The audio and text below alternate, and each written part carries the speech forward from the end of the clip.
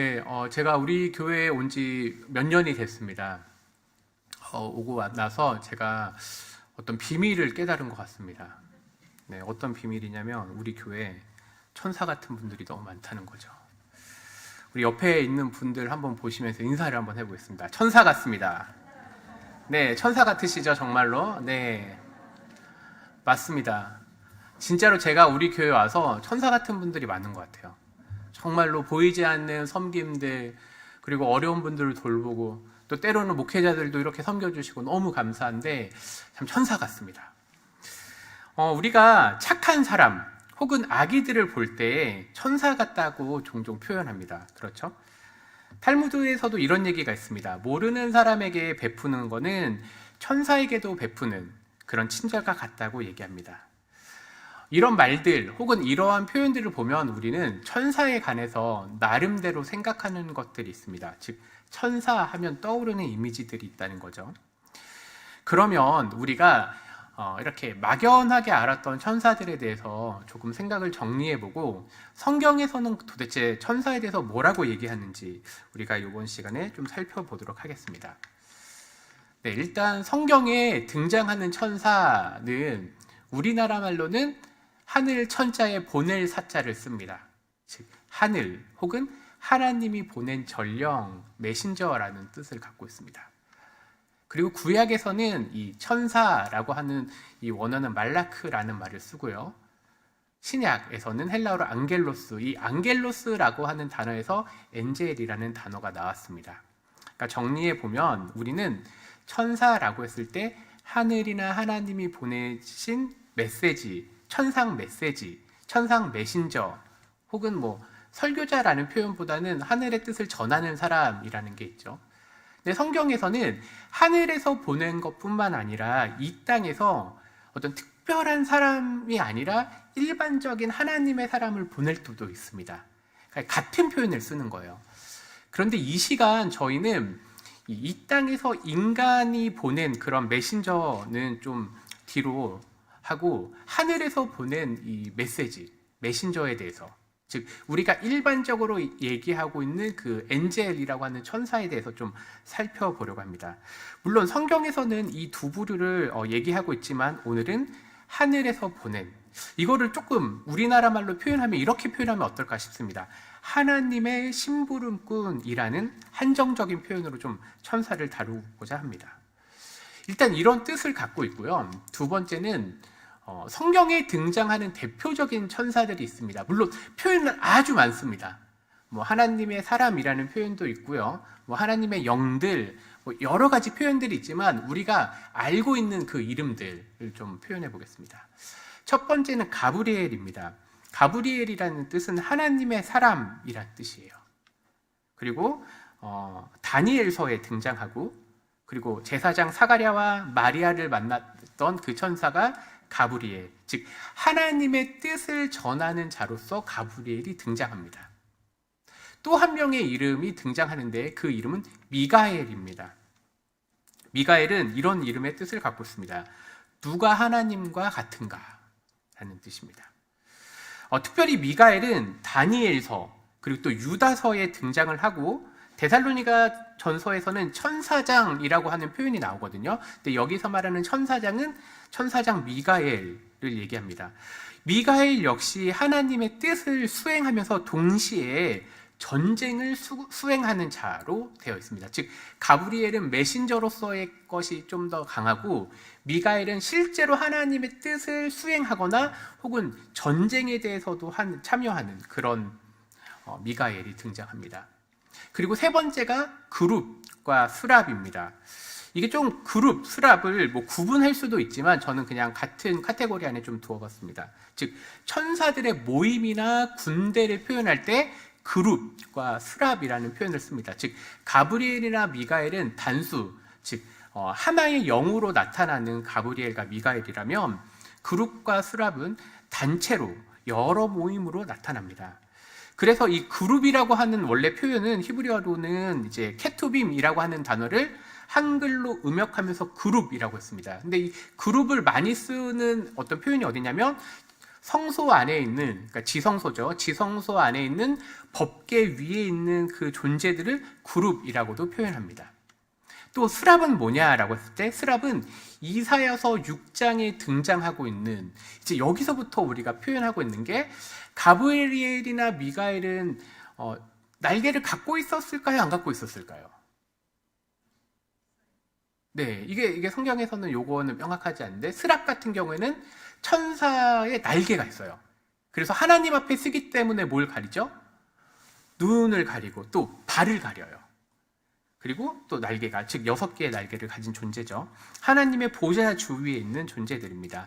그러니까 우리가 이제 천사라고 했을 때 일반적으로 교회를 안 다니는 사람들도 천사하면 여기 머리 위에, 네, 이게 천사링이라고도 하고 이걸 엔젤링이라고 하는데, 요거는 이제 그림으로서는 표현하고 있는데 성경에는 등장하지 않는 것 같아요. 근데 날개는 가브리엘이나 미가엘은 확정적으로 날개가 있다 없다라고 표현할 수는 없지만 스랍 같은 경우에는 날개가 있다라는 거죠. 그럼 여기에서 이제 성경에서 등장하는 천사의 모습, 그리고 일반적으로 사람들이 생각하는 천사링하고는 우리가 조금 구분할 필요가 있다. 그 다음에 또 천사에 대해서 사람들이 궁금해하는 게 뭐냐, 두 번째는 수호천사입니다. 우리가 조금 전에 불렀던 찬송가 429장 3절에 보면은 세상 권세 너의 앞길 막을 때 주만 믿고 낙심하지 말아라. 그런 다음에 천사들이 너를 보호하리니 염려 없이 앞만 보고 나가라 라는 표현이 있습니다. 많은 신학자들도 이 수호천사에 대해서는 얘기하고 있습니다. 분명히 수호천사는 있을 거다. 근데 여기에서 조금 우리가 믿고 있는 바와 성경과 조금 다른 부분이 어떤 거냐면 이런 겁니다. 즉 우리가 사람들이 생각할 때 1대1 매칭이다 라고 생각하는 사람들이 있어요. 예를 들면 내가 가면 수호천사 한 명이 같아서 붙을 거야. 뭐 이거 좀 그렇지만 보험사 이름도 있죠. 네. 근데 그거에 대해서는 조금 우리가 찬성하기가 좀 어려워요. 이제 유대교나 천주교에서는 이 1대1 천사, 수호천사에 대해서는 좀 얘기를 긍정적으로 얘기하지만 우리 개신교에서는 좀 어려운 부분이 있어요. 1대1 매칭은 아마 아닐 거다. 왜 그러냐면 성경에 보니까 엘리사가 있었을 때 아람 왕이 쳐들어옵니다. 그때 우리가 상상하면 엘리사 주변에 그럼 천사가 한 명 있었을까요? 아니에요. 산에서 이제 있었죠. 그때 이제 눈을 들어서 기도를 합니다. 그러고 나니까 열왕기하 6장에 보니까 불말과 불병거가 온 산에 가득했다고 되어 있죠. 또 예수님께서 잡히시던 날은 어땠죠? 내가 12군단, 영으로 된 그 12군단을 부를 수 있는데 내가 하지 않겠다. 그러니까 천사들의 숫자는 아주 많지만 또 한편으로 1대1로 매칭하기는 좀 어렵습니다.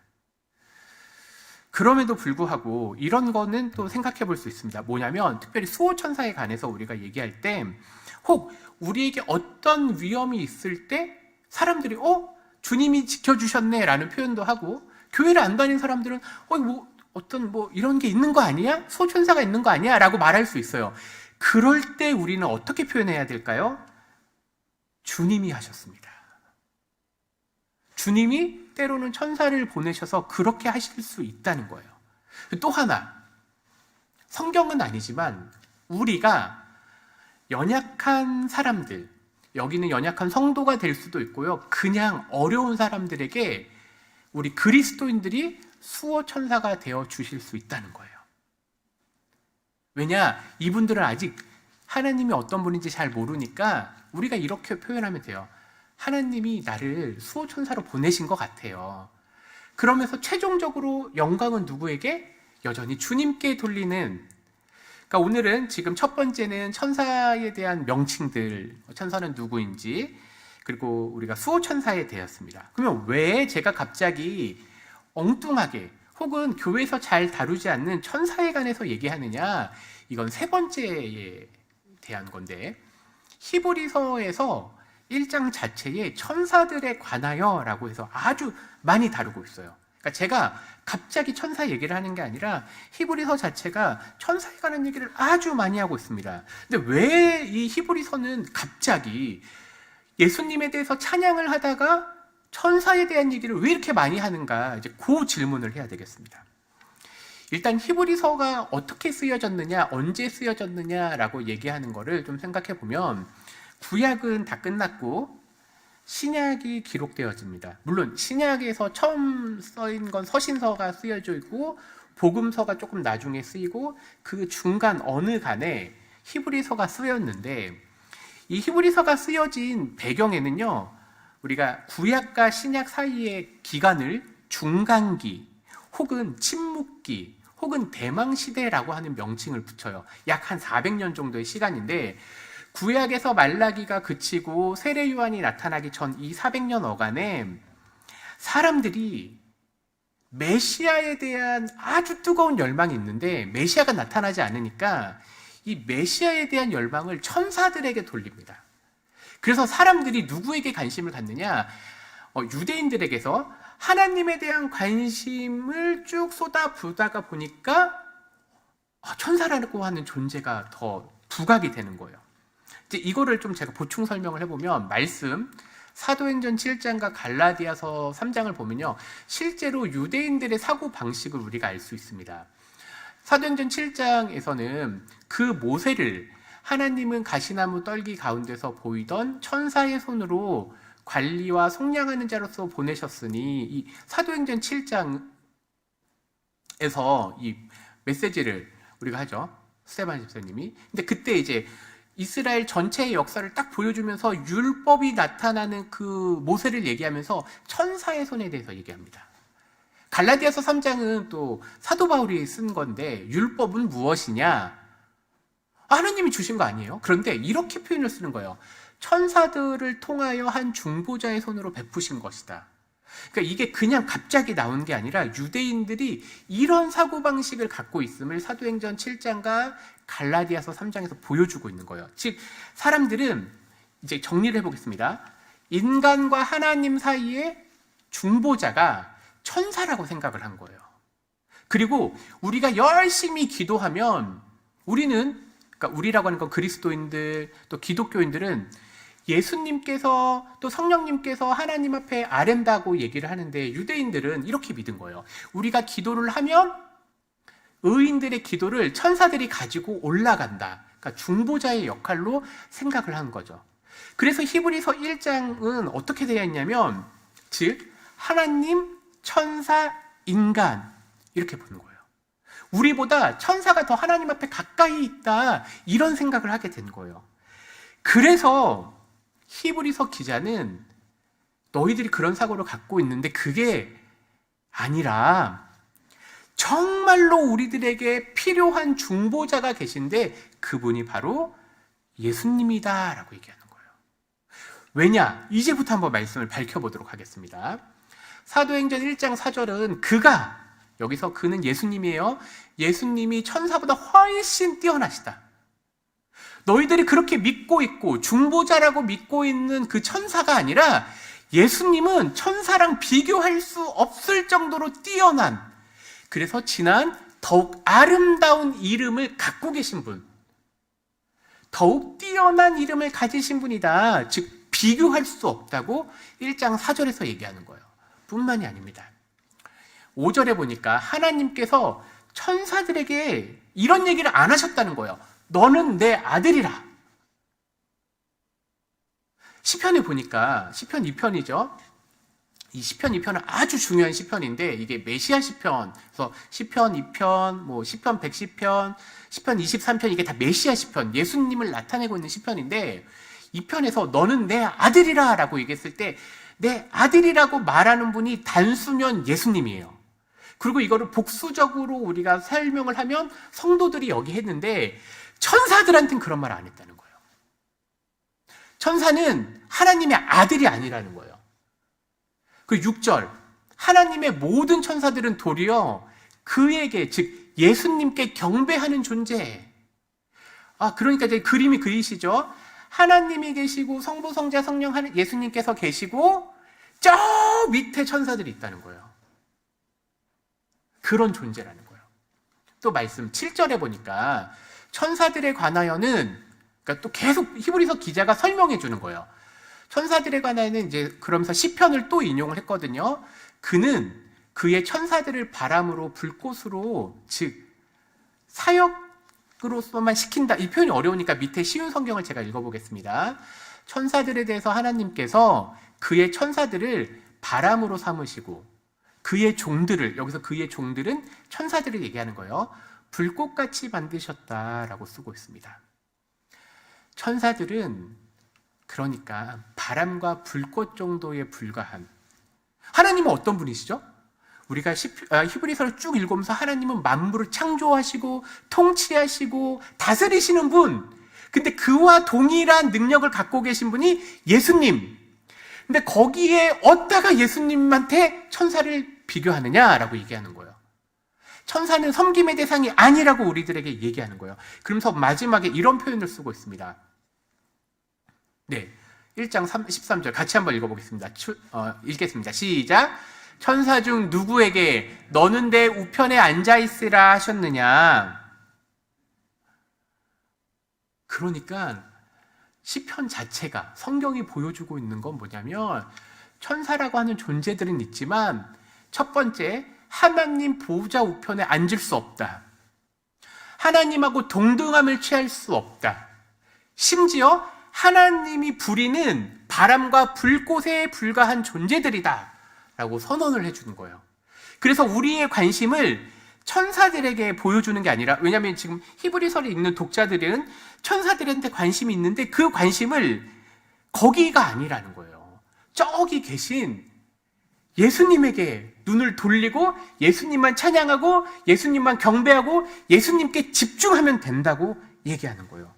감히 질적인 차이가 이렇게 나는데 어떻게 천사와 예수님을 비교할 수 있느냐라고 얘기하고 있습니다. 그러면 이제 우리의 생각은, 우리는 천사를 그럼 어떻게 생각해야 될까요? 하나님도 이제 우리가 배웠고 예수님도 어떤 분인지 알고 천사도 이제 어떤 존재인지 알게 되었습니다. 성경을 보면요, 이 신약에서 천사라고 하는 단어가요, 참 놀라운데 신약에 죄, 사랑이라는 단어보다 더 많이 등장해요.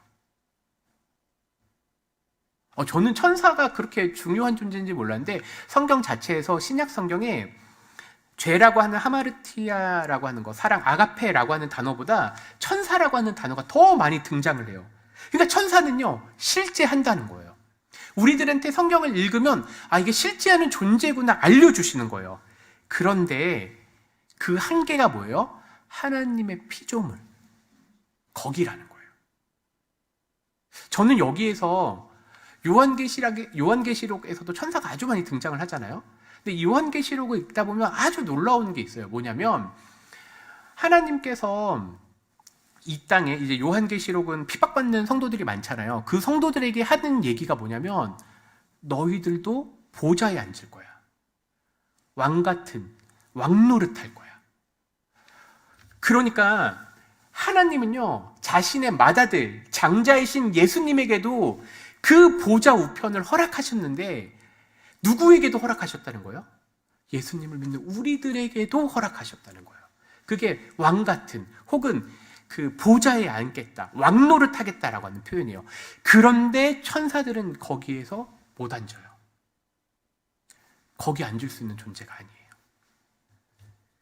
천사는 실제하지만 하나님의 피조물에 불과해요. 그래서 저는 이 시대가 말하는 천사, 영화나 소설이나 어떤 드라마에서 나오는 그런 천사는요, 성경에서 말하는 천사가 아니라는 거예요. 그거는 왜곡했어요. 그래서 우리가 어떤 게 중요해요? 아까 처음에 얘기했지만 우리가 생각하는 천사가 중요한 게 아니라 성경에서 알려주시는 천사가 어떤 존재인지, 그리고 우리를 헷갈리게 하는 존재가 누구인지. 우리가 영화를 보면 막 어떤 어둠의 천사들이 막 많이 등장을 하잖아요. 근데 그런 거를 보고 여러 가지 사제들, 검은 사제들 이런 것도 있긴 했지만, 근데 그런 걸 막 보면 어떤 게 올바른 거지? 근데 성경을 보시라는 거예요. 성경에서 말하고 있는 바를 우리가 그대로 믿으면 나머지는 이게 사단이 우리를 속이려고 자꾸 미디어를 이용하는구나를 깨닫게 돼요. 이제 여긴 더 깊게 들어가지 않겠습니다. 그러니까 결론은 천사는 하나님의 심부름꾼이라는 거예요. 천사는 경배의 대상이 아니에요. 요한이 천사한테 엎드리려고 하니까 그러지 마세요. 왜냐, 요한계시록 보면 우리 어디에 앉을 존재예요? 하나님 보좌 우편에 예수님 옆에 앉을 존재가 우리들이에요. 그래서 히브리서 1장 14절은 이렇게 표현하고 있습니다. 쉬운 성경을 읽겠습니다. 모든 천사들은 하나님을 섬기는 영. 그런데 그 다음 문장이 구원받을 사람들. 누구예요? 우리를 돕기 위해 보내진 자들에 불과하다는 거예요. 때로는 천사들은요, 수호천사 역할을 할 수가 있어요. 심지어는 하나님의 메시지를 우리에게 전달할 수도 있어요. 그런데 천사는요, 하나님이 베푸신 은혜의 수단, 다른 말로 얘기하면 도구에 불과해요. 아무것도 아니라는 거예요. 우리가 조금 있다가 부를 찬송가 508장 후렴에 보면 이런 표현이 있습니다. 주은에게 부탁하신 일 천사도 흠모하겠네. 화목해 하라신 구주의 말씀을 온 세상 널리 전하세. 즉 우리는 이 땅에서 살아갈 때에 천사들을 볼 수도 있겠죠. 혹은 꿈에서 나타날 수도 있겠죠. 그럼 뭐 별의별 일, 기적 같은 게 날 수 있겠죠. 근데 그냥 거기에 불과하다. 왜냐? 우리의 초점은 그것을 허락하신 누구요?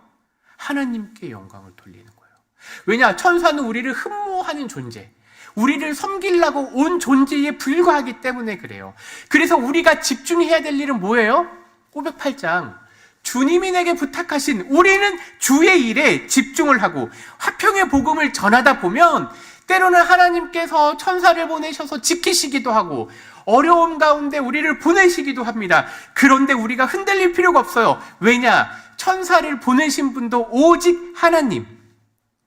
그래서 우리의 관점은 여전히 주님께만 돌리면 됩니다. 종교개혁자들이 그래서 오직 주께만 영광이라고 되어 있거든요. 오늘날도 마찬가지예요. 왜냐? 천사와 비교할 수 없는 예수님께서 우리를 위해 십자가에 죽으시고 부활하셨기 때문에 그래요. 또 우리를 위해서 성령을 보내주셨어요. 이분들이 우리와 함께하고 계세요. 그래서 혹 꿈에 천사가 나타나더라도 죄송하지만 호들갑스럽게 안 하셔도 돼요. 왜냐? 누가 보내셨어요? 주님이 보내신 거예요. 주님이 왜 보내신지가 더 중요한 거예요. 최종 결론입니다. 우리 같이 한번 좀 읽어볼까요? 시작. 천사의 존재는 믿되 하나님의 심부름꾼으로만 여기면 된다. 천사가 나타나더라도 영광은 오직 주님께만 돌리자. 아멘이죠? 맞습니다. 히브리서 1장은 그래서 우리의 오직 영광을 예수 그리스도께만 돌리자라고 결론을 내리고 있습니다. 때로는 어떤 예수님을 알지 못하는 사람들이 천사에 대해서 물어봤을 때 있다고 얘기해 주세요. 너를 도울 수도 있다고 얘기해 주셔도 됩니다. 그런데 그 천사를 진짜 보내신 분이 있다라고 덧붙여 설명하시면서 화평의 복음을 전하는, 그래서 오직 영광을 주님께만 돌리는 우리 삼강의 식구들 되기를 간절히 바랍니다. 기도하겠습니다. 주님 감사합니다. 오늘날 영적으로 아주 혼탁한 시대를 살아가고 있고 또 성경과 또 비진리가 여러 가지 섞여 있는 이 시대를 우리가 살아가고 있습니다. 어쩌면 히브리서 1장에서 말하고 있는 그런 비슷한 시기일지 모릅니다. 그런데 우리의 눈을 오직 주님께만 돌리게 하여 주시옵소서. 주님, 우리가 천사를 갈망하는 삶이 아니라 오직 주님께 영광 돌리는 삶, 주께 맡은 일들을 감당하는 그러한 삶 되게 하여 주시옵소서. 심지어 예수님을 알지 못하는 자들에게 우리가 수호천사가 되는 것처럼 주님의 복음의 일꾼과 도구가 되도록 우리를 사용하여 주시옵소서. 예수님의 이름으로 기도합나이다. 아멘. 우리 찬송